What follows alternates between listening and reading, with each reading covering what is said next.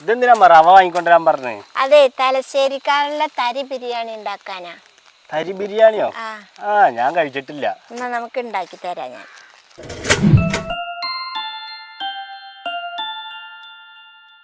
ആദ്യം നമുക്കിനി റവ ഒന്ന് വറുത്തെടുക്കാം. അല്ലമ്മ ഇത് എത്ര കപ്പ് റവ എടുത്തുക്കണ്? ഞാൻ 2 കപ്പ് റവയാ എടുത്തുക്കണത്. ഈ റവേനെ ഒന്ന് ചട്ടിയിലേക്ക് അങ്ങ് ഇട്ട് കൊടുക്കാം. എന്നിട്ട് ഇങ്ങനെ കൈ വിടാതെ ഇളക്കി കൊടുക്കാം. അല്ലമ്മ ഇതിപ്പോഴേ വറുത്ത റവയാണ് വാങ്ങണമെങ്കിൽ നമ്മളിപ്പോൾ വറുക്കേണ്ട ആവശ്യമുണ്ടോ? വറുത്ത റവ വാങ്ങുകയാണെങ്കിൽ ഒന്ന് ചൂടാക്കി എടുക്കണം.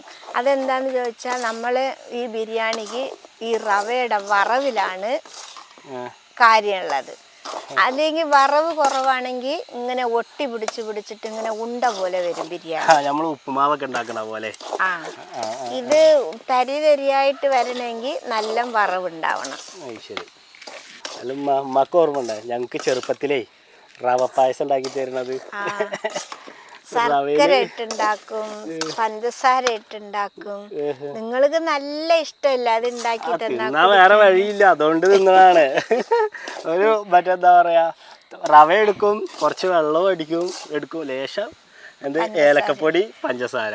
ഏലക്കപ്പൊടി ഒന്നും അന്ന് അങ്ങനെ ഉണ്ടാവില്ല, ഉണ്ടെങ്കിൽ മാത്രമേ ഇടും. നല്ലായിരുന്നു. അതായിരുന്നു ഞങ്ങളുടെ റവ പായസം. ഇത് കണ്ടില്ലേ റവ, ഈ ഒരു ചെറിയ മഞ്ഞ കളറാവുമ്പോൾ നമുക്കിത് ഒരു ഇറക്കി വേറെ പാത്രത്തിലേക്ക് കൊട്ടി കൊടുക്കാം. അതിൽ തന്നെ വെച്ചാൽ അടിയിൽ കരിഞ്ഞു പോകും. ഇനി നമുക്ക് ചട്ടി അടുപ്പത്ത് വെച്ചിട്ട് മസാല ഉണ്ടാക്കിയെടുക്കാം.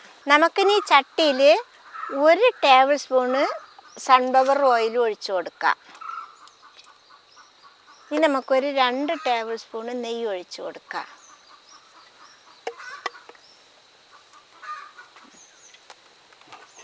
ഇതൊന്ന് ചൂടായി വരട്ടെ. നെയ്യ് ഒന്ന് ചൂടായിട്ടുണ്ട്. ഇനി നമുക്കിതിൽ കുറച്ച് അണ്ടിപ്പരിപ്പിട്ട് വറുത്തെടുക്കാം. അത് നമ്മൾ സ്ഥിരം ഉണ്ടാക്കണ പോലെ തന്നെയാണ് കേട്ടോ. ഇതൊന്ന് കളർ മാറി വരുമ്പോൾ നമുക്ക് ഈ മുന്തിരിയും കൂടി ഇട്ട് കൊടുക്കാം. ഇതുകൂടി ഒന്ന് വീർത്ത് വരട്ടെ. മുന്തിരിയൊക്കെ വീർത്ത് അണ്ടിപ്പരിപ്പൊക്കെ നല്ല മുരിഞ്ഞ് കളറായി പൊരിഞ്ഞ് വന്നിട്ടുണ്ട്. നമുക്കിനി ഇത് കോരിയെടുക്കാം. നമുക്കിതിൽ ഉള്ളി ഇട്ട് കൊടുക്കാം. ഞാനിവിടെ മീഡിയം സൈസിൽ 2 വലിയ ഉള്ളിയാണ് കനം കുറച്ച് നീളത്തിൽ അരിഞ്ഞിട്ടുണ്ട്. നമുക്കിതിനി ഒന്ന് വാടി വരട്ടെ. മോനെ ഉള്ളി കരിയരുത് കേട്ടോ. ഉള്ളി കരിഞ്ഞാൽ ബിരിയാണി കരി ബിരിയാണി ആവും. കരി ബിരിയാണിയോ? ഉള്ളി ഇപ്പം എത്ര വാടണം? ഉള്ളി നമ്മൾ ബിരിയാണിയൊക്കെ ഉണ്ടാക്കാൻ വാട്ടുന്നത് പോലെ ഒന്ന് വാടി നല്ല ഒന്ന് കുഴഞ്ഞ് വരട്ടെ. ബ്രൗൺ കളറൊന്നും ആയി വരണ്ട, കുഴഞ്ഞു വന്നാൽ മാത്രം മതി. ഇപ്പം നമ്മുടെ ഉള്ളി വാടി കുഴഞ്ഞ് വന്നിട്ടുണ്ട്. ഇനി നമുക്ക് ഇപ്പം ഇതിലേക്ക് വെളുത്തുള്ളിയും ഇഞ്ചിയും പച്ചമുളകും ചതച്ചത് ഇട്ട് കൊടുക്കാം. ഞാൻ ഇതിൽ 1.5 ടേബിൾ സ്പൂണാണ് ഇട്ട് കൊടുക്കുന്നത്. ഇനി ഇതിൻ്റെ പച്ചമണമൊക്കെ ഒന്ന് മാറട്ടെ. പച്ചമുളക് ഇടുന്നത് നിങ്ങൾക്ക് എരിവിനനുസരിച്ച് ഇട്ട് കൊടുക്കാം കേട്ടോ. ഇപ്പം നമ്മുടെ പച്ചമുളകും ഇഞ്ചിയുടെയും വെളുത്തുള്ളിയുടെയും പച്ചമുളകൊക്കെ മാറിയിട്ടുണ്ട്. ഇപ്പം ഞാനിവിടെ ഒരു തക്കാളി കുഞ്ഞതായിട്ട് അരിഞ്ഞ് വെച്ചിട്ടുണ്ട്, അത് ഇട്ട് കൊടുക്കുക. ആ തക്കാളിന് ചെറിയ തീയിലൊന്ന് വെന്ത് വരട്ടെ. നമുക്കിതൊരു മിക്സാക്കി കഴിഞ്ഞിട്ട് ഒരു 2 മിനിറ്റ് ഇത് മൂടി വെച്ചിട്ട് വേവിക്കാം. ഇപ്പം നമ്മുടെ ഉള്ളി തക്കാളിയൊക്കെ വാടി വെന്ത് വന്നിട്ടുണ്ട്. ഈ സമയത്ത് നമുക്കിനി ഇതിലേക്ക് മസാലകൾ ഇട്ട് കൊടുക്കാം. നമുക്കിനി ഇതിൽ 1 ടീസ്പൂണ് മുളക് പൊടി ഇട്ട് കൊടുക്കാം. 1 ടീസ്പൂണ് മല്ലിപ്പൊടിയും ചേർക്കാം. 1/2 ടീസ്പൂണ് ഗരം മസാല ഇട്ട് കൊടുക്കാം. 1/4 ടീസ്പൂണ് മഞ്ഞൾപ്പൊടി ഇട്ട് കൊടുക്കാം. പാകത്തിനുള്ള ഉപ്പും കൂടി ചേർത്ത് കൊടുക്കാം. ഇനി നമ്മൾ ഇളക്കി നമ്മുടെ മസാലകളുടെ പച്ചമണമൊക്കെ ഒന്ന് മാറി വരട്ടെ.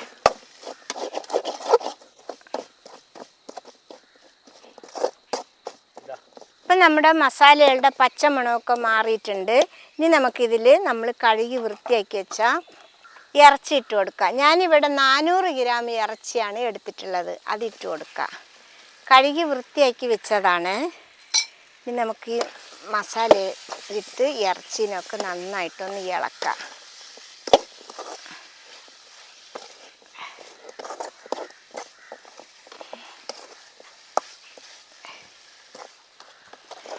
ഇത് കണ്ടില്ലേ, നമ്മുടെ മസാലയൊക്കെ ഇറച്ചിയിൽ നന്നായിട്ട് പൊതിഞ്ഞ് വന്നിട്ടുണ്ട്. ഇനി ഈ സമയത്ത് നമുക്ക് ഈ ഇറച്ചി വേകാനുള്ള ഒരു 1/4 കപ്പ് വെള്ളം ഇതിലേക്ക് ഒഴിച്ചു കൊടുക്കാം.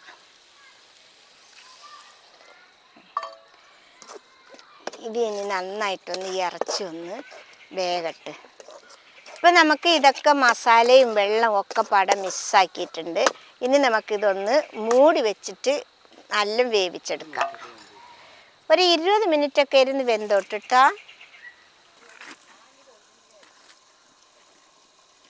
ഇപ്പം നമ്മുടെ ചിക്കൻ 20 മിനിറ്റ് ആയിട്ടുണ്ട് വെച്ചിട്ട്.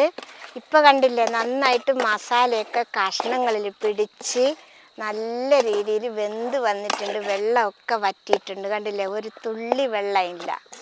ഇനി നമുക്ക് ഈ സമയത്ത് ഇതിൽ കുറച്ച് മല്ലിയിലയും ഇച്ചിരി പുതിന ഇലയും ഇതിലേക്ക് ഇട്ട് കൊടുക്കാം.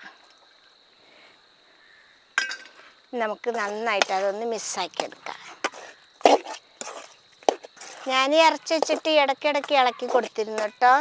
അല്ലെങ്കിൽ ഒറ്റ അടിയിൽ വെച്ചാൽ വെള്ളം ഒരുപാടില്ലല്ലോ, അപ്പം അടി പിടിക്കാൻ സാധ്യത ഉണ്ട്. ഇപ്പം നമ്മുടെ മല്ലിയിലയും പുതിന ഇലയും നല്ല വാടി വന്നിട്ടുണ്ട്. ഇനി നമുക്കിതിൽ നല്ല തേങ്ങാപ്പാൽ 1 കപ്പ് കട്ടിപ്പാൽ നമുക്ക് ഒഴിച്ചു കൊടുക്കാം. ഇനി നമുക്കിതിൻ്റെ കൂടെ 1 കപ്പ് പച്ചവെള്ളം കൂടി ഒഴിച്ചു കൊടുക്കാം. ഇനി നമുക്കിത് നന്നായിട്ടൊന്ന് മിക്സാക്കി എല്ലാം പാടെ മസാലയും എല്ലാം ഒന്ന് വെള്ളത്തിൽ മിക്സായി വരട്ടെ. ഈ സമയത്ത് ഉപ്പുണ്ടോയെന്ന് നോക്കിയിട്ട് ഉപ്പ് കുറവാണെങ്കിൽ ഇട്ട് കൊടുക്കാം കേട്ടോ. ഇനി വെള്ളം ഒന്ന് നന്നായിട്ട് തിളച്ച് വരട്ടെ. ഞാനിതിലേക്ക് 2 കപ്പ് റവയാണ് എടുത്തിട്ടുള്ളത്.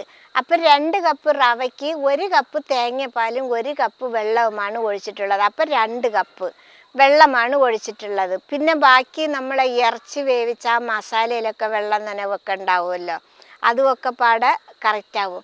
പിന്നെ ഒരു കാര്യം കൂടി പറയാനുള്ളത് എന്താണെന്ന് ചോദിച്ചാൽ, തേങ്ങാപ്പാൽ ഇപ്പം ഇല്ലെങ്കിലും കുഴപ്പമൊന്നുമില്ല കേട്ടോ. പച്ചവെള്ളം ഒഴിച്ച് കൊടുത്താൽ രണ്ടും ഒരേ ടേസ്റ്റ് തന്നെയാണ്. പിന്നെ തേങ്ങാപ്പാൽ ഒഴിച്ചാൽ ഒരിച്ചിരി ടേസ്റ്റ് കൂടുതലുണ്ടാവും, അത്രേ മാറ്റം ഉണ്ടാവുള്ളൂ. ഇത് കണ്ടില്ലേ, നമ്മുടെ തേങ്ങാപ്പാലും വെള്ളവും പാടെ നന്നായിട്ട് തിളച്ച് വരുന്നുണ്ട്. ഇനി നമുക്കിപ്പോൾ ഇതിലേക്ക് നമ്മൾ വറുത്ത് വെച്ച റവ ഇതിലേക്ക് ഇട്ട് കൊടുക്കാം. കുറച്ച് ഇട്ട് കൊടുക്കണം കേട്ടോ. ഇളക്കി ഇട്ട് കൊടുക്കുക.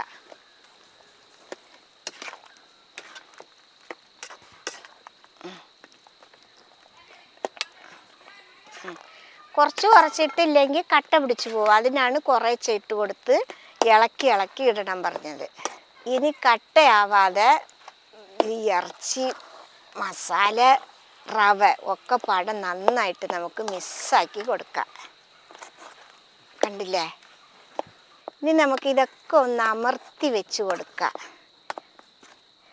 അമർത്തി വെച്ചിട്ട് ഇനി നമുക്കിതിൽ കുറച്ച് മല്ലിയില ഇതിൻ്റെ മേലിലേക്ക് ഇട്ട് കൊടുക്കാം. ഇനി നമുക്കിതൊരു 5 മിനിറ്റ് മൂടി വെച്ചിട്ട്, ഇപ്പം അടുപ്പിൽ തീ ഉള്ളത് കൊണ്ട് ഞാൻ തീ കത്തിക്കണില്ല.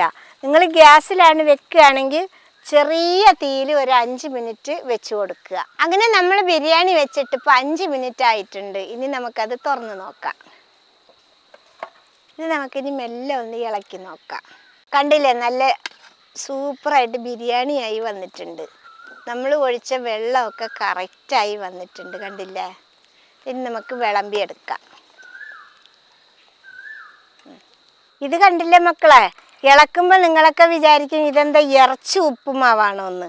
കണ്ടില്ലേ, വെള്ളമൊക്കെ കറക്റ്റാണ്. നമ്മളെ വെള്ളം ഒഴിച്ചതും ഇറച്ചിയുടെ നനവൊക്കെ പാടെ നന്നായിട്ട് റെഡി ആയിട്ടുണ്ട്. ഇത് ഉപ്പുമാവല്ല മക്കളെ, ഇത് ബിരിയാണിയാണ്. ബിരിയാണിയുടെ മണമാണ്. കഴിക്കുമ്പോഴും ബിരിയാണി പോലെ ഉണ്ടാവും. ഇത് തരി ബിരിയാണിയാണ്. തരി ബിരിയാണി എന്നും പറയും, പൊടി ബിരിയാണി എന്നും പറയും. അയ്യവാ, കണ്ടില്ലേ, തരി ബിരിയാണി റെഡി ആയിട്ടുണ്ട്.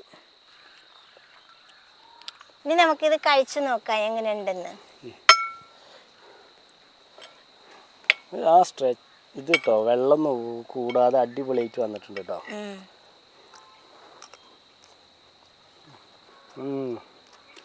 നല്ല സൂപ്പർ ആയിട്ടുണ്ട് കേട്ടോ മക്കളാ, സൂപ്പറായിട്ടുണ്ട്. നമ്മളെ ആ വെള്ളത്തിൻ്റെ പാകാട്ടോ ഞാൻ ആലോചിക്കുന്നത്. അങ്ങനെ പൊടി പൊടി പോലൊന്നും പെട്ടെന്നൊന്നും കിട്ടൂല. അങ്ങനെ നമ്മുടെ തരി ബിരിയാണി റെഡി ആയിട്ടുണ്ട്. ഭയങ്കര ടേസ്റ്റാണ് കഴിക്കാൻ കേട്ടോ. ഇത് കാണുന്ന പോലെ ഒന്നുമല്ല, ഇത് എല്ലാവരും ഉണ്ടാക്കി വെക്കണം. ഇഷ്ടപ്പെട്ടാൽ സബ്സ്ക്രൈബ് ചെയ്യുക, ലൈക്ക് ചെയ്യുക, കമൻറ്റ് ചെയ്യുക, ഷെയർ ചെയ്യുക, ഫോളോ ചെയ്യാനും കൂടി മറക്കരുതേ മക്കളെ.